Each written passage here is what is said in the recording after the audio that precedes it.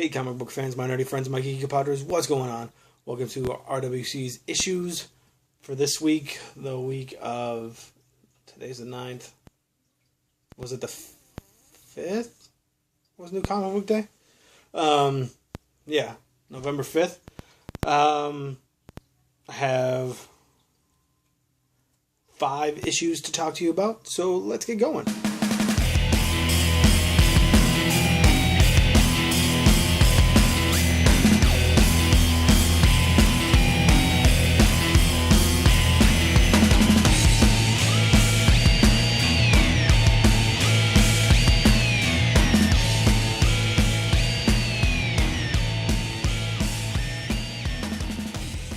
Alright, first, we have, that's terrible, ScobyDoo Team Up, issue number 7, with the Flintstones in this one.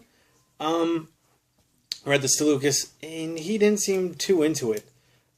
He doesn't know who the Flintstones are, but I thought I'd give it a try. He seems to be getting off the ScobyDoo Team Up train, so I don't know if we'll be picking this up again. The next one is the Jetsons, is what it looks like. I don't know. It didn't really do it for me either, and I used to watch Flintstones, and I used to love Flintstones. But yeah, not a huge fan of this one.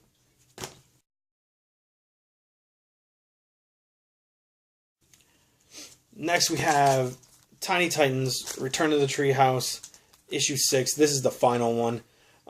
Lucas loves this book. Actually, he seems to love anything Art Baltasar does, and me too.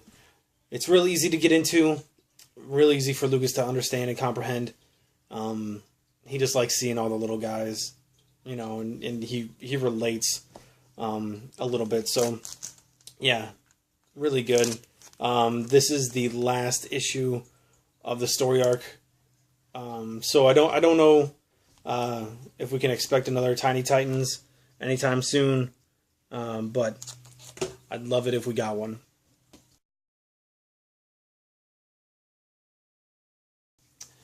Then we have Harbinger Omega's issue 3. This is the last issue of the 3-part mini-series, I guess, story arc that's going on here. Not really sure what's going to come up next, but as you guys know, I've been loving Harbinger ever since I picked it up at issue, I think I jumped on at 4. I went back and picked up the first 3, but just really, really awesome story. Psiots battling Psiots, trying to take over the world. Peter's gone into hiding now, and he really doesn't want anything to do with any world domination or stopping the world domination. He just wants to be doped up and live his life kind of in hiding. So curious to see what's going to happen next.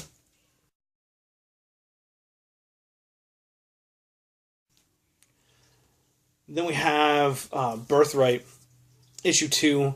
If you guys remember when I picked up the first issue of Birthright, I wasn't too hung on it.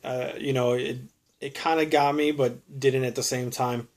But this issue kind of got me. So I'm going to give it one more issue, see if that one does the same thing for me as this one did. And if so, I'll add it to my poll.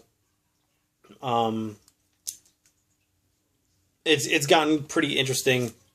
I like the more of the story of him being in, I can't remember what world it was, but in the other world, kind of learning and training, and then the flash to present times where he's a freaking beast of a man trying to get his family to believe his story and subsequently take over the world for a demon, it seems like. So really curious to see what happens next.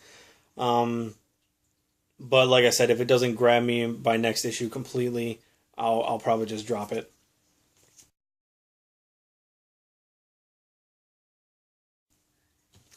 And last but not least, we have Swamp Thing issue 36.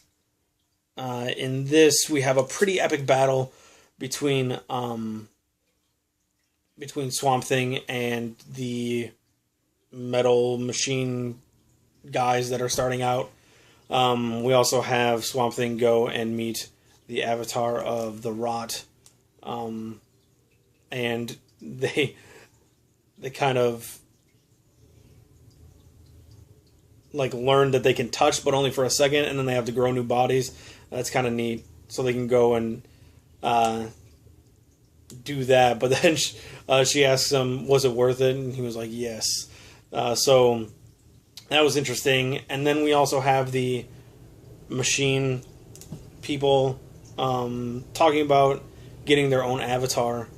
And that was quite interesting. They go through kind of a list of characters that are half human, half machine in the DC universe, and decide to go a different way, if you will.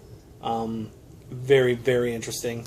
Swamp Thing is always awesome. It's always one of my favorite books every month, so definitely worth picking up. I think Charles Soule is staying on through issue 40, and then that'll be it for him. Curious to see what's going to happen after he leaves.